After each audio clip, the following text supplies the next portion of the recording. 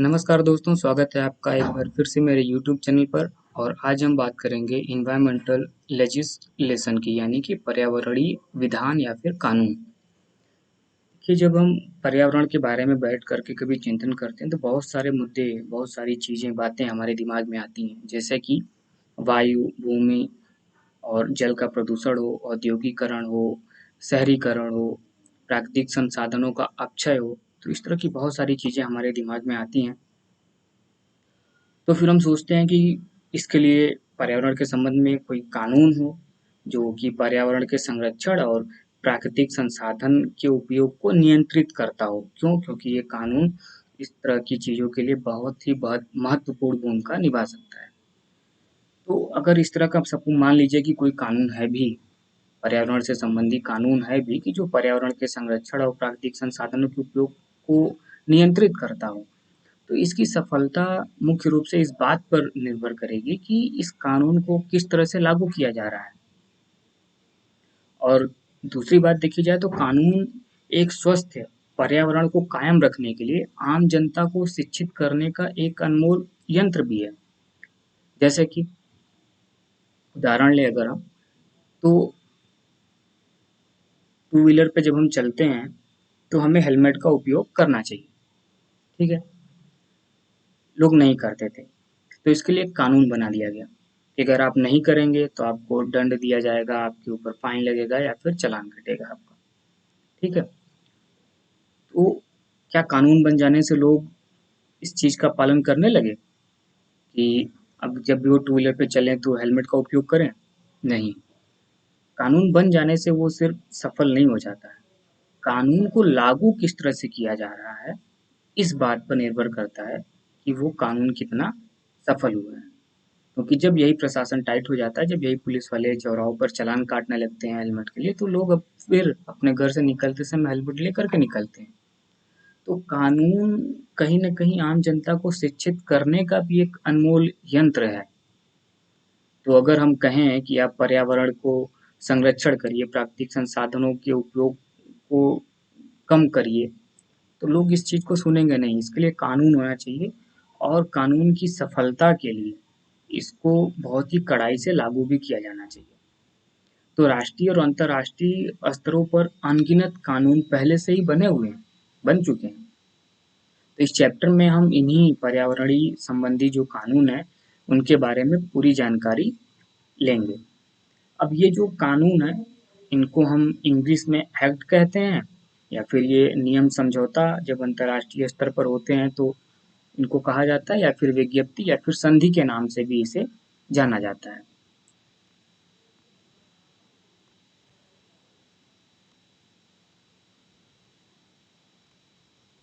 ठीक है, आगे चलते हैं। इस चैप्टर को पढ़ने का जो हमारा उद्देश्य है वो ये है कि भारत में पर्यावरण संरक्षण व बचाव के संवैधानिक निर्देशों का हम वर्णन कर पाएँ, लोगों को बता पाएँ, या उसकी जानकारी हम प्राप्त कर सकें। और विभिन्न भारतीय पर्यावरण से संबंधित जो कानून या नियम हैं, उनके उद्देश्यों की सूची को भी तैयार कर पाएँ और उनका वर्णन कर सकें। प्रदूषण संबंधी विभिन्न नियमों का वर्णन कर पाएँ और विशेषकर जो वायु, जल या फिर पर्यावरण से संबंधित एक्ट हैं, उनकी जानकारी प्राप्त करें। पर्यावरण के क्षेत्र में विभिन्न वैश्विक समझौते जो अंतर्राष्ट्रीय स्तर पर हुए हैं और जो उनके उद्देश्य रहे हैं, उसके बारे में भी जानकारी प्राप्त करना इस चैप्टर के माध्यम से हमारा उद्देश्य है, ऑब्जेक्टिव है कि हम ये सारी नॉलेज पा जाएँ। तो बात करते हैं एनवायरमेंटल लॉज़ की। देखिए, देश के सारे कानून की उत्पत्ति कहीं न कहीं पर्यावरण की समस्याओं से जुड़ी हुई है। पर्यावरण संरक्षण के लिए प्रभावशाली कानूनों व नियमों का होना तो आवश्यक है, ये तो हम मान ही रहे हैं कि भाई अगर हमें पर्यावरण का संरक्षण करना है, तो प्रभावशाली कानून और नियम होना चाहिए। ये तो एक पहलू है ही है। क्यों? क्योंकि ये जो बढ़ती जनसंख्या है, ये अधिक साधनों की आवश्यकता जो इसकी है, ये पर्यावरण पर बहुत भार डाल रही है, क्योंकि जितने ज़्यादा लोग हैं, उतने ज़्यादा संसाधन का उपयोग हो रहा है। जितने ज़्यादा जनसंख्या बढ़ते जा रही है, तो सबको घर चाहिए, पेड़ों की कटाई होते जा रही है। सभी के घरों में जो है पानी चाहिए, तो हर घर में आपको जो है आज की डेट में हैंडपंप मिल जाएँगे। और भी सुविधा चाहिए तो टैप लगा है, हैंडपंप से भी हमें पानी न लेना पड़े। तो ये प्राकृतिक संसाधनों पर बहुत, पर्यावरण के ऊपर ये बहुत बोझ, बहुत भार डाल रही है हमारी बढ़ती हुई जनसंख्या। तो प्रभावशाली कानून तो भाई ठीक है हो जाए, ये तो एक पहलू है। लेकिन दूसरा पहलू यह भी है कि पर्यावरण को और अधिक अवक्रमित होने से, यानी उसको हानि होने से बचाने के लिए या प्रदूषण से बचाने के लिए इस कानूनों या फिर इन नियमों को बलपूर्वक तथा प्रभावशाली ढंग से लागू करना भी अति आवश्यक है। केवल कानून बना देना नहीं, कानून तो बने हुए हैं, है ना? लेकिन एक पहलू यह भी है कि उसको कितने प्रभावशाली ढंग से लागू किया जा रहा है। ठीक है, तो इसकी भी आवश्यकता है। देखा जाए तो ये कानून और विधान की आवश्यकता पड़ी क्यों? पिछले कुछ समय से देखा जा रहा था कि विभिन्न प्रकार की पर्यावरण से संबंधित समस्याएं हमारे सामने आई हैं जो मानवीय सुख समृद्धि के लिए खतरा बन गई है। अगर देखा जाए तो ये जो पर्यावरणीय समस्याएं होती हैं, इनका प्रभाव केवल एक स्रोत क्षेत्र तक सीमित नहीं होता है कि दिल्ली में जो है ज़्यादा गाड़ियां चल रही हैं तो वहीं प्रदूषण होगा, महानगरों में, मुंबई में ज़्यादा गाड़ियां चल रही हैं तो वहीं प्रदूषण होगा। उसका इफ़ेक्ट पूरे प्रदेश पर पड़ेगा। ये नहीं कि पंजाब में जो है, अगर जो आपके फसल अवशेष हैं उनको जलाया जा रहा है तो उसका प्रभाव केवल स्थानीय क्षेत्र पर ही पड़ेगा। वो बल्कि उसका असर आपको दिल्ली तक भी देखने को मिल जाता है, दिल्ली हरियाणा राज्य तक भी, जब वहाँ पे फसल अवशेषों को जलाया जाता है तो पर्यावरण के दुरुपयोग और अवक्रम से बचाव के लिए तो ये प्रभावशाली कानूनों की आवश्यकता है ही है।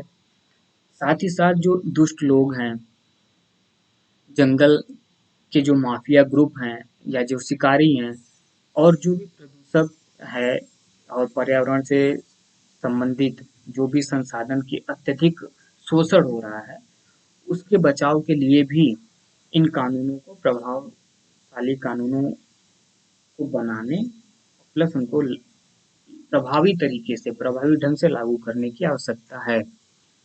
देखिए चंदन माफिया जंगल से चंदन की लकड़ियाँ काट करके उनकी तस्करी करते हैं, है ना? तो इन लोगों से जो है हमें पर्यावरण को बचाने की आवश्यकता है।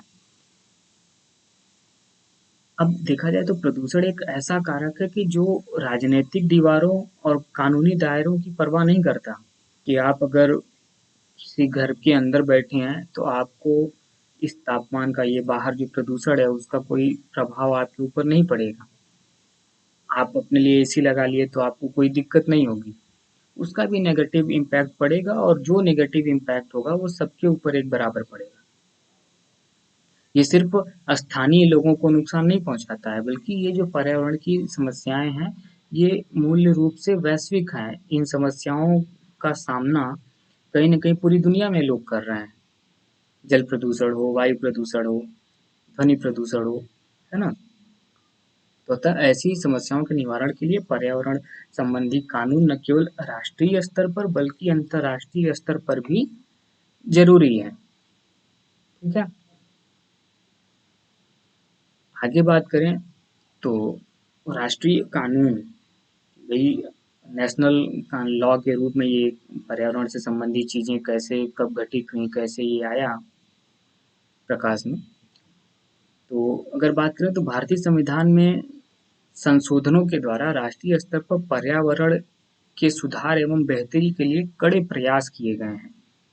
आरंभिक काल में हमारे संविधान में प्राकृतिक संसाधनों के संरक्षण के लिए कोई प्रावधान नहीं था एकदम शुरुआती टाइम पे।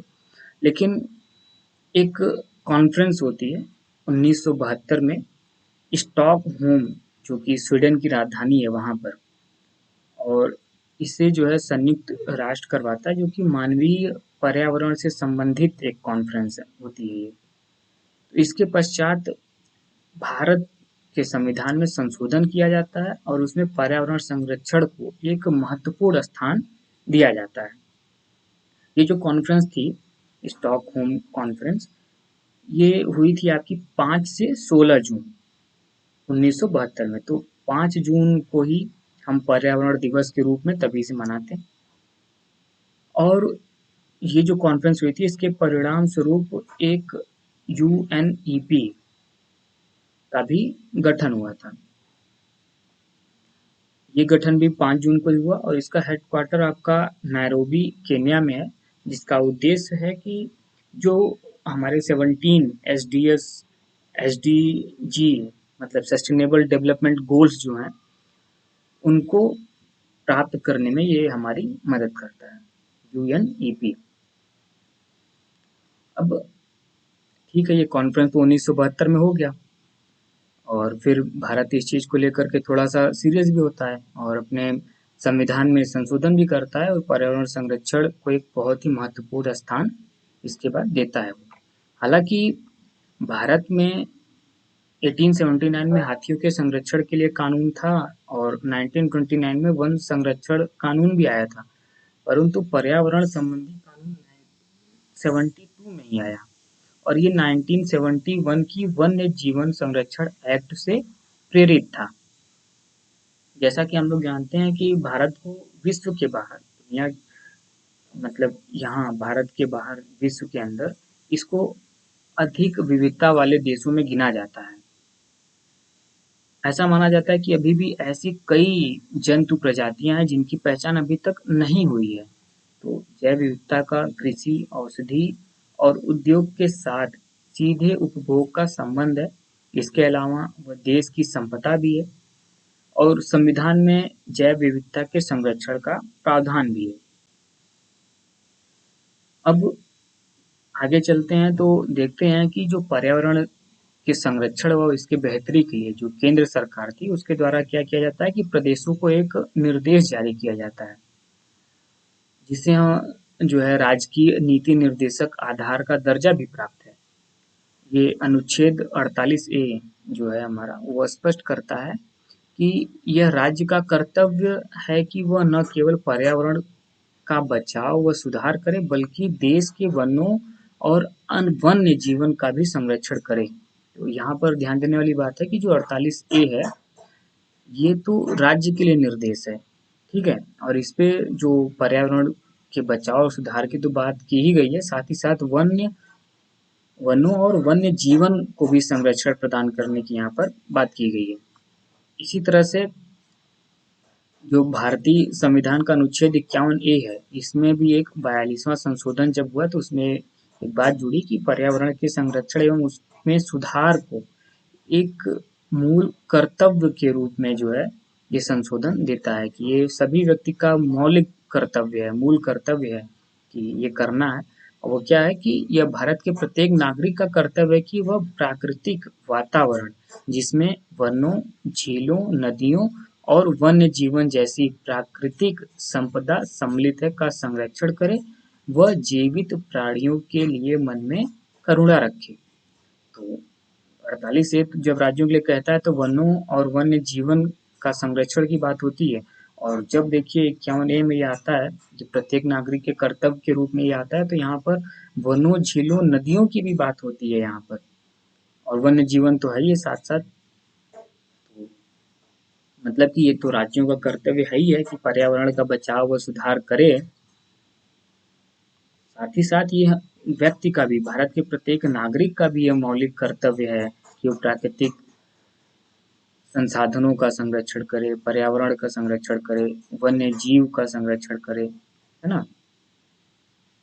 अब देखा जाए तो सन 1980 में देश में स्वस्थ पर्यावरण के विकास के लिए एक विभाग की स्थापना की गई जिसे पर्यावरण विभाग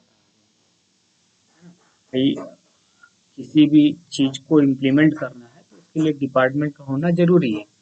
तो इन कानूनों को भी जैसे जैसे कानून बनते गए, इसके संरक्षण के लिए जैसे काम होते गए पर्यावरण संरक्षण के लिए, तो ये ऐसा हुआ कि 1980 में एक विभाग जिसे पर्यावरण विभाग कहा जाता है, इसकी स्थापना हुई और यही आगे चल के 1985 में पर्यावरण और वन मंत्रालय आपका कहलाया।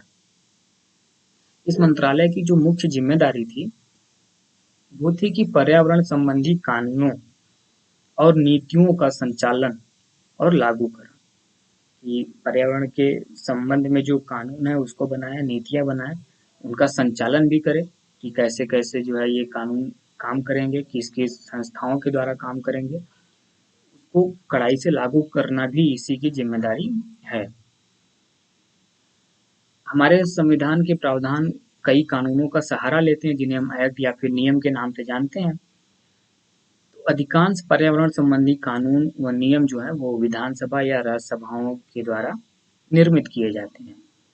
ये प्रायः जो है ये एक्ट प्रायः अपनी कार्यशक्ति को नियंत्रित एजेंसियों को प्रसारित करते हैं जो कि उनके लागूकरण की तैयारी करती है। अब संविधान तो सीधे जाएगा नहीं कोई काम करने या कानून को लागू करने, तो संविधान में एक प्रावधान बनाया जाता है ना? कई कानूनों का सहारा लेकर के एक्ट और नियम बना दिए जाते हैं। तो उनको इम्प्लीमेंट करने के लिए किसी न किसी को कार्यदायी किसी न किसी संस्था को जिम्मेदारी दी जाती है। तो जो एजेंसियाँ होती हैं, नियंत्रक एजेंसियाँ, उनको किसी को दे दिया जाता है कि हाँ, आपको इस तरह के इसको इम्प्लीमेंट करवाना है और फिर वो उसको उन नियम और कानून को इम्प्लीमेंट करवाते हैं। अब भोपाल गैस दुर्घटना की बात करें तो इसके पश्चात मतलब कुछ कानून थे भोपाल गैस दुर्घटना होने के पहले, लेकिन वो नाकाफ़ी थे कि इतनी बड़ी दुर्घटना घट जाती है हमारे देश में कि उसका असर आज भी जो बच्चे भोपाल में पैदा होते हैं उनके ऊपर देखने को मिलता है।